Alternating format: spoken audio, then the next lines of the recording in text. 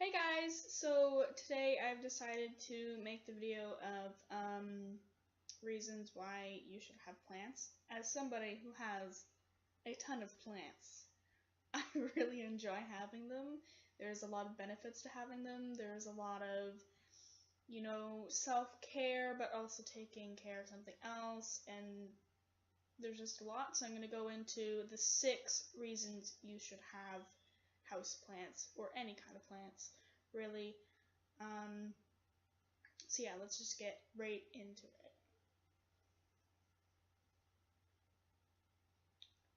So first off, they just make your space look nicer. Like my desk would look so like messy and just bleh if I didn't have plants. So definitely like makes my space look so much better. Like just it adds so much to a space. It can add height, it can add variation in texture, it can, give you just that like something extra to make it your space just look really like put together.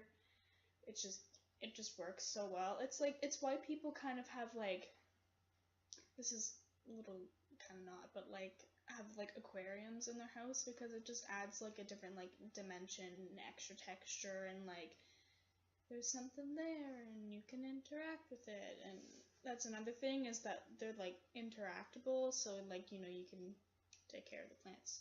So yeah, that's the first reason. It just makes your space look so much nicer and so much fluid, and it's just great. Yeah.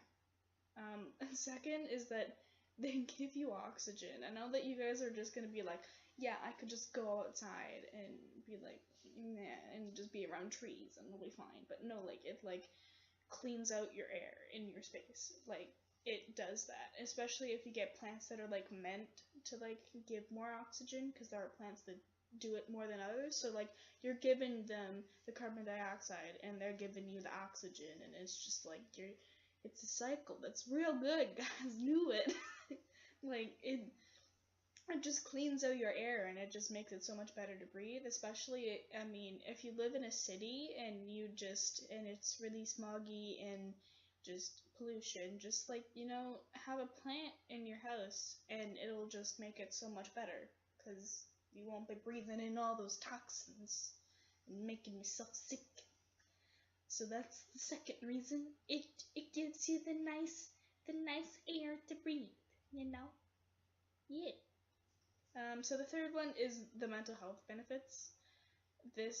Oh my god, this has helped me so much. So like I have a bunch of anxiety and like depression, and taking care of plants is something that helps so much because you're taking care of a living thing and you care about it so much that it's like a reason to do stuff. Like with me, it's so hard to get out of bed, and then taking care of the plants just like gives me a reason to get out of bed.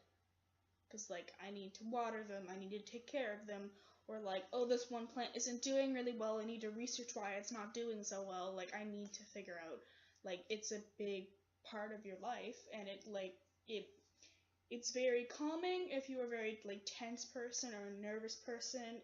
It's so calming to just like plant a plant or water a plant or just be around them and touch them, and it's very much a sensory thing.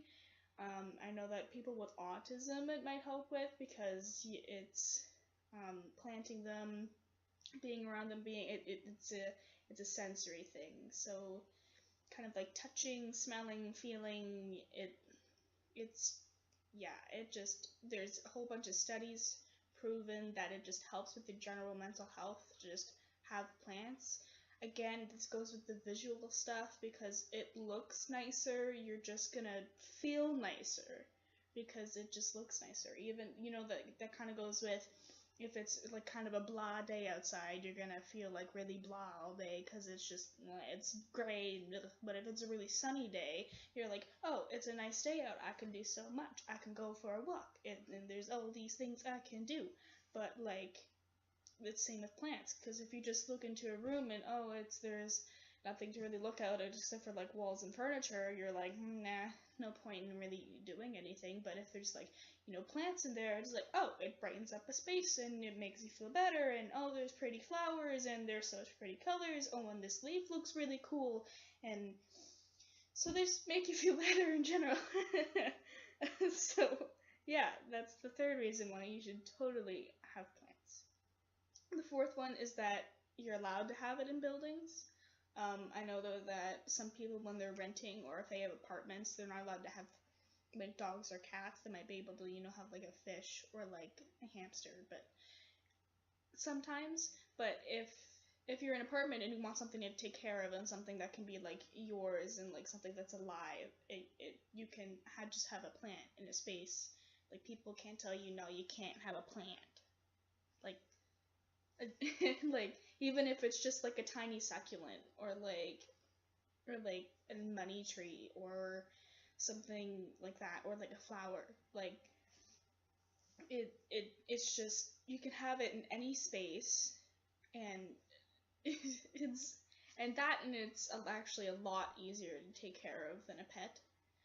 That's another thing, is that if you're like, man, having like a dog or a cat or something like that is just too much, or if you're just too busy, get like a really hardy succulent, because they only need to be watered like once every 2 weeks or something. Or like in the winter time, if it's like pretty cold out, like once a month. Like they really just like to be left alone and just. But then, if you're a person who's like, yeah, I want a lot of plants and I want plants that I have to like take care of, because again, for the the mental health benefits of, hey, I need something to take care of, then get a whole bunch of plants that you really need to take care of. Like I have an ivy, I have a money tree, I have an umbrella tree, I have succulents, I have a lot of tropical plants, which is weird because I don't live in a tropical climate. I live in Canada, and it's very cold and wet right now, and I have tropical plants. Like, all of my plants are meant to be in, like, either tropical or, like, dry climates, and I am neither of those, but...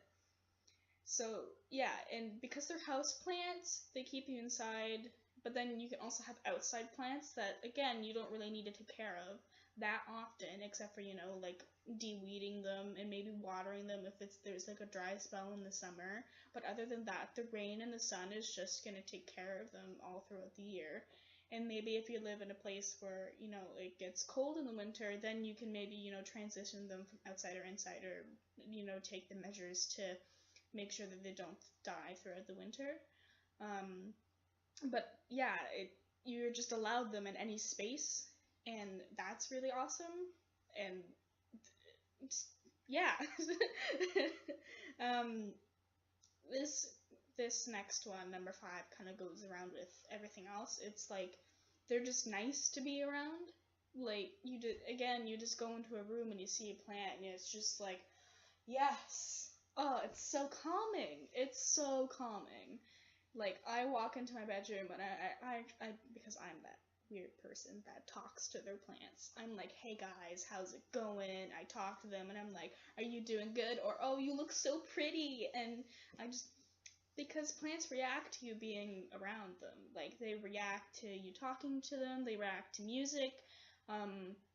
Just letting you know, plants like rock music, and they also like classical music, and they like, like rap music and pop music. They like react differently to music depending on what you listen to. And if you listen to a certain kind of music, they're gonna learn to like it, and then they're gonna grow better because you're listening to music. So it's like, and I listen to music all the time, so my plants are just like, yeah, listen to some lo-fi or some like indie or alternative or grunge or whatever you're into. They're gonna react to it, and like they're living things that can react to their environment, and that's just amazing to me.